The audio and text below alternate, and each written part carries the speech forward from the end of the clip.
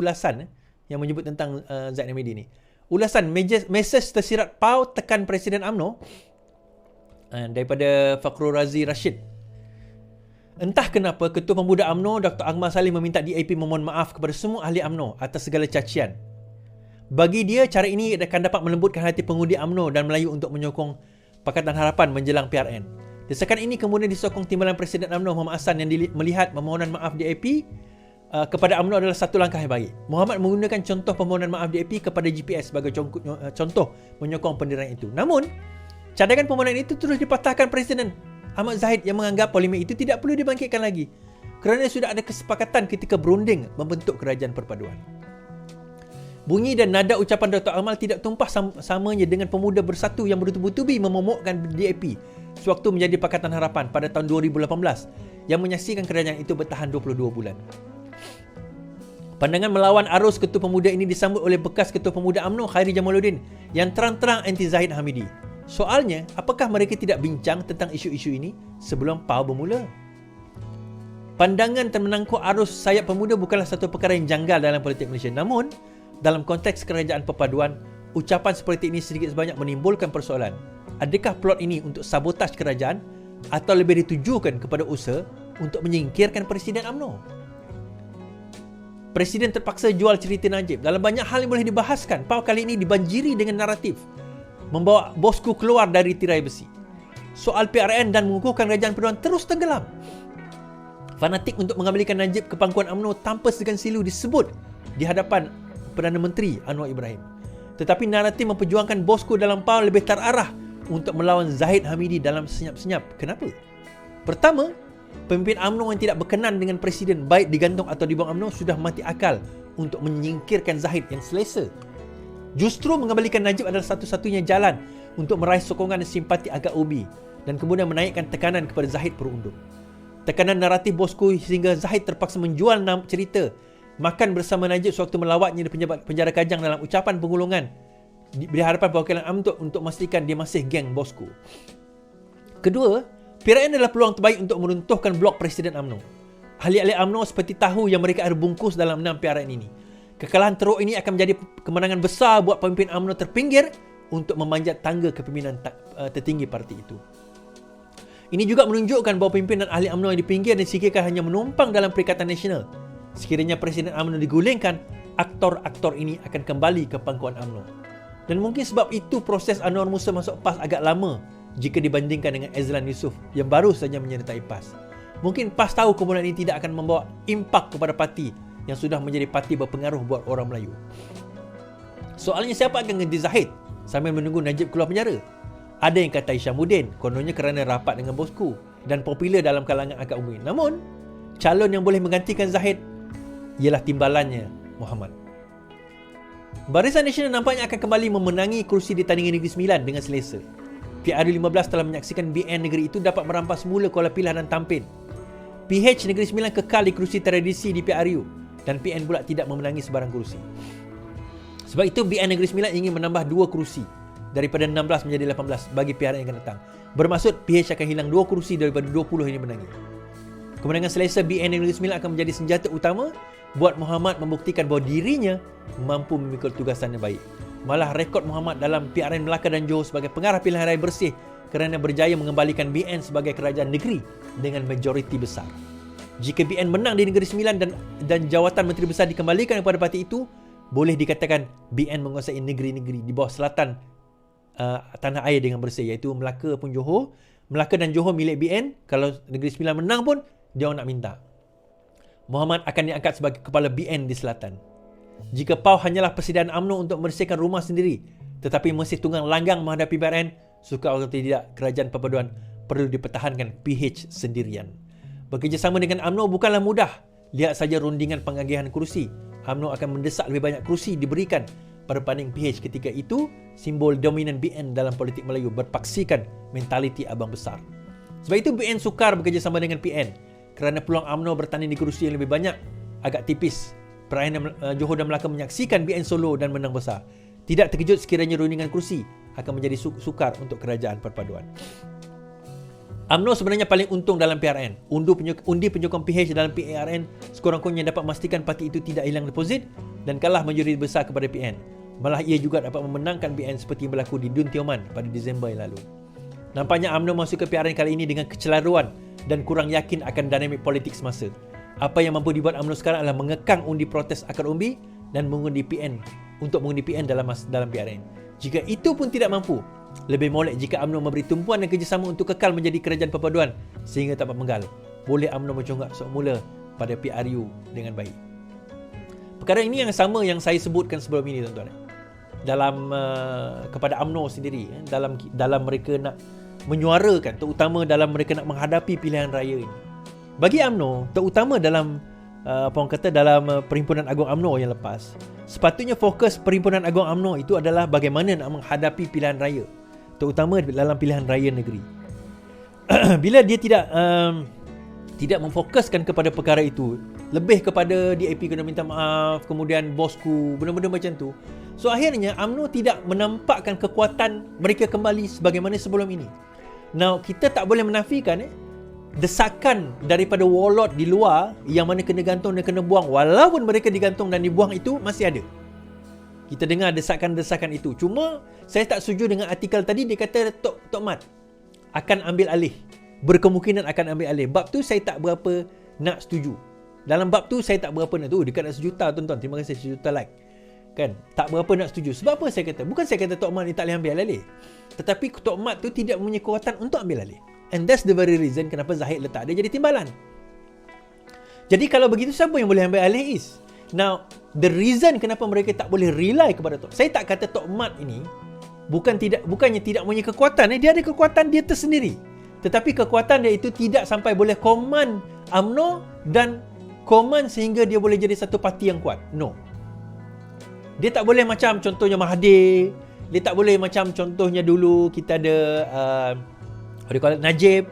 And even sekarang macam Zahid sekalipun dia tak boleh sampai ke level itu. Dia ada kekuatan dia, tetapi kekuatan dia tak sampai ke level itu. Now, bagi saya mudah saja. Kalau sekira yang 1 juta like, terima kasih. Kalau sekiranya UMNO nak kekal, terutama dalam PRU yang akan datang. Ini saya bercakap bukan konteks orang PKR, konteks secara umum. Yelah, apa dia? Kekalkan Zahid. Bukan sebab Zahid ni kawan dengan, tak, sebab the only leader dalam UMNO sekarang ni yang ada killer instinct adalah Zahid. Dan kalau korang betul-betul nak lawan PH, katakanlah BN dengan PH bertembung dalam PRU 16 nanti kan, you need a leader yang ada killer instinct. Dan leader yang ada killer instinct tu Zahid saja. Susah nanti, serius saya cakap. Kalau tak ada Zahid, tuan-tuan, ni saya nak cerita pada UMNO, ni geng-geng UMNO. Kalau tak ada Zahid, selepas kalah PRU 18 2018 tu, 2018 PRU ke-14 UMNO kalah. Kalau tak ada Zahid pada waktu itu, diambil alih oleh Perikatan Nasional, oleh Muhyiddin Yassin. Kalau tak ada Zahid pada waktu itu, UMNO habis dah. UMNO dah berkubur dah sekarang ni. Zahid berjaya main dan manipulatekan.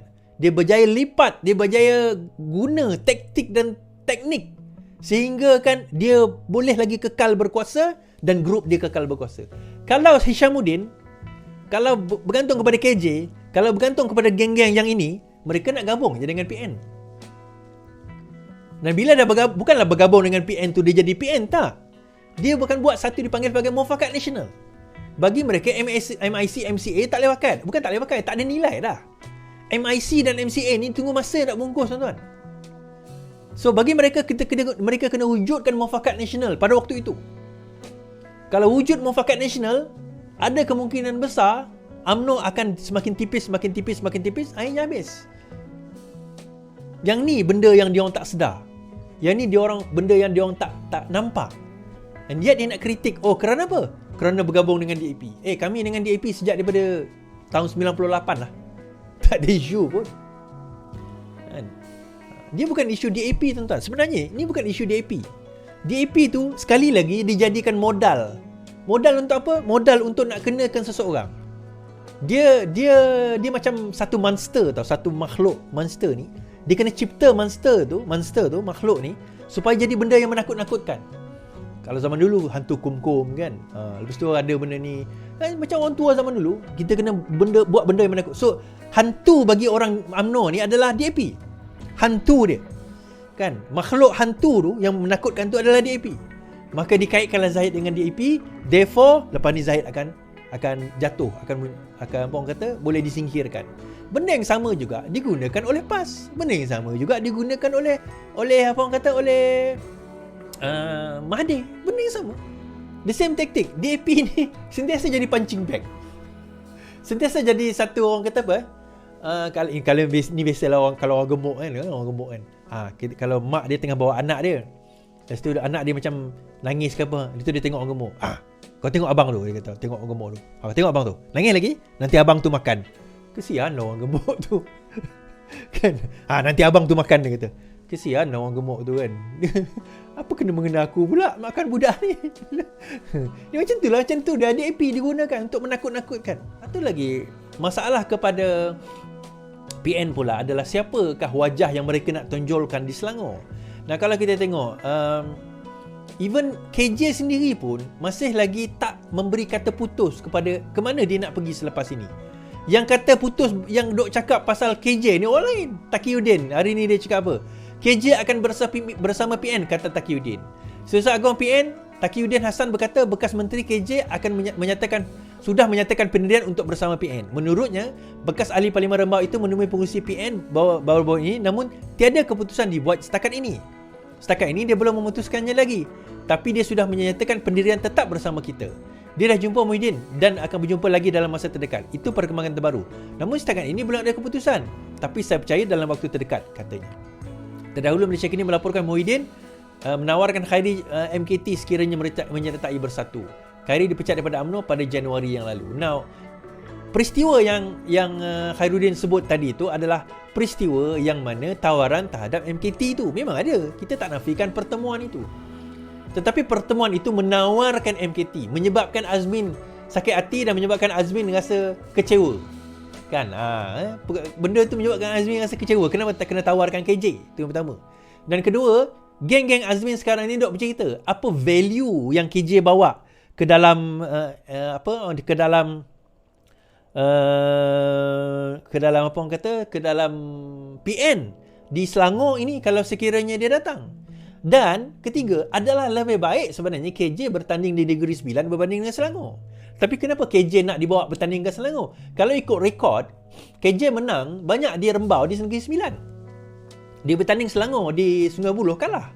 Jadi kenapa lebih dia nak memperjudikan KJ nak dibawa di Selangor? Maksudnya, apa poin saya dekat situ? Poin yang saya nak bawakan bermakna di sini PN di Selangor sendiri tidak mempunyai kekuatan.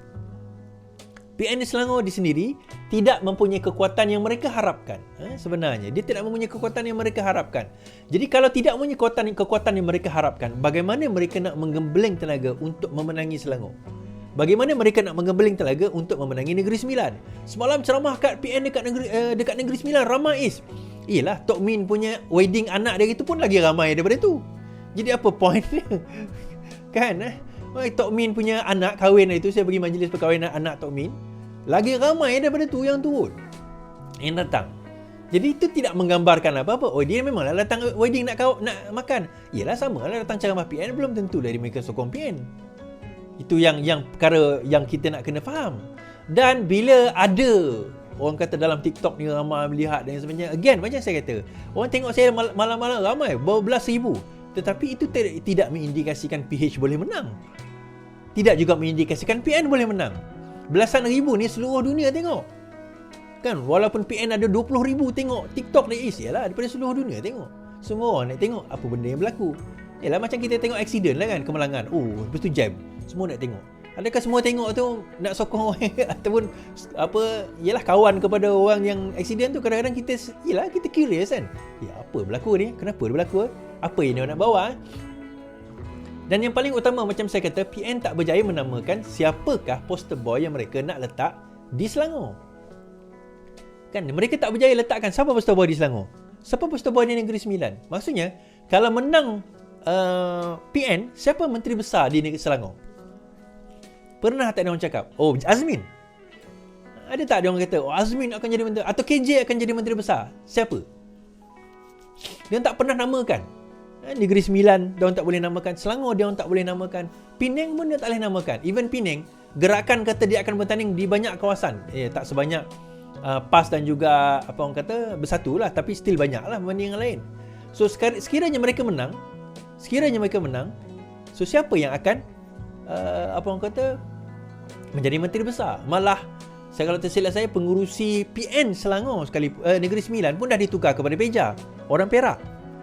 Dia ditukar kepada orang lain. Soalan ni kenapa? Kenapa tukar kepada orang lain? Kenapa last minute tiba-tiba tukar kepada Peja? Adakah orang di Negeri Sembilan sendiri tak boleh nak command Selangor Negeri Sembilan itu?